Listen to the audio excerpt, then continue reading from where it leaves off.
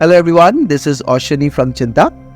Today I want to share with you a very interesting story about elegant solution.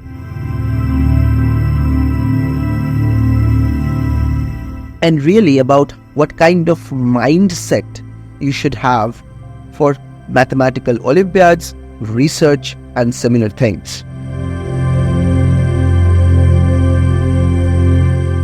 So this goes back about 10 to 12 years. At that time, I was teaching at my home. A few students used to visit me and we used to have extended hours of classes, like 6 to 9 hours of classes. And in between there were little tea breaks, food breaks. We used to walk down the road, get some snacks and have a lot of fun. And there were like periods of 2 hours or 3 hours where we used to toy with a single problem. And there was a student, Amit. I've just changed the name because I don't want to use the real names for privacy reasons. So Amit used to visit me and he used to attend all through the 9 hours. And many students used to stop at 3 or 6, but he used to stay for 9 hours.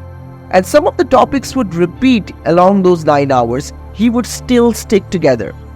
And he was not just sticking together for the sake of it. He was actively making comments on each of the problems. So maybe in the first hour I taught a geometry problem and he and I worked on that solution. In the second half of the day, when I was again coming up with the same geometry problem with a different group of students, he would still be there and he would come up with a different solution. This time maybe with trigonometry or something. So this would go on back and forth, back and forth, back and forth. And Amit was extremely interested in combinatorics. He was interested in other parts like number theory, geometry, algebra and so on. But combinatorics used to fascinate him. So he used to solve a ton of weird books. So there is this excellent collection of books called Dover books. You can check them out. And there is a series called Dolciani series. You can check that out as well. They have outstanding books on this sort of non-routine mathematics. And he and I used to solve a ton of those problems together. And there is a place called Goldbari near our home in Calcutta, where we used to have mutton risala or something like that. They have a special cuisine of mutton. So we used to walk down the road like 3-4 kilometers from our home. And while we were walking to that food joint, we would discuss the problem and think about possible solutions and so on. Sometimes we would get the solution, but we would not stop at that. Because maybe we have a geometry problem and we use trigonometry to solve it, and that would be very, very unsatisfactory for us. A geometry problem, we believed, and I still to date believe that there is some truth to it, must be solved using tools of geometry alone. Maybe a beautiful construction, maybe some very axiomatic approach, maybe some fundamental theorems. I don't know. Use just tools for geometry. Don't use fancy tools from trigonometry, complex numbers, algebra, barycentric coordinates. Don't use those things. Just use simple geometry.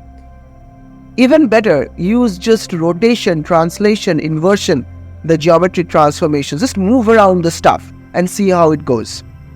So this would be a constant feature of our discussion. Oh, you solved that problem, but okay, the solution is not good enough.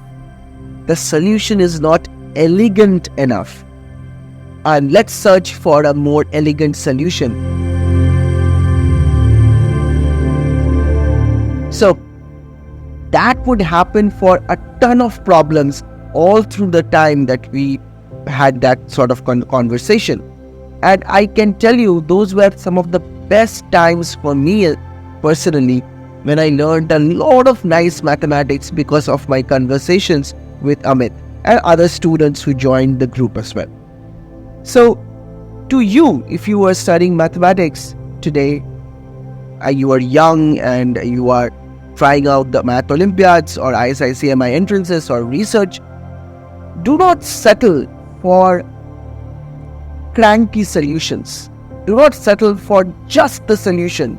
Look for elegant solutions. Maybe you have to think a little bit more. Maybe you have to think a lot more. Maybe you have to think of novel ways of doing some constructions.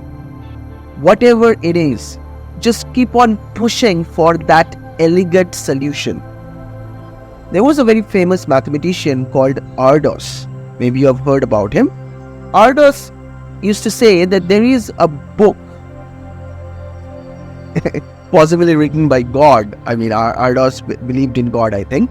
So Ardos said there was a book that is written by God, and that book contains elegant solutions of all possible problems. Once you find one such elegant solution, you would say, oh, it's a proof from the book. So proof from the book in this case, the book of elegant solutions that is possibly created by God. So this is really an intellectual pleasure, and it cannot be attained overnight or over a fleeting few moments. It's not 20 multiple choice questions within 1 hour. No, it's quite opposite of that. It's working with a single problem for a sustained amount of time, maybe over days or weeks sometimes. And if you are doing research, that would be elongated for some months. It can go on for some years. So this patience is the key for learning great mathematics and even discovering great mathematics. If you are joining the Mathematical Olympiad programs or the Informatics Olympiad program or the ISI-CMI entrance programs, whatever you do, make sure patience and elegant solution is in your back pocket. Alright, give it a try, think about it. Thank you for joining in this video. I'll see you in the next one. Take care, bye.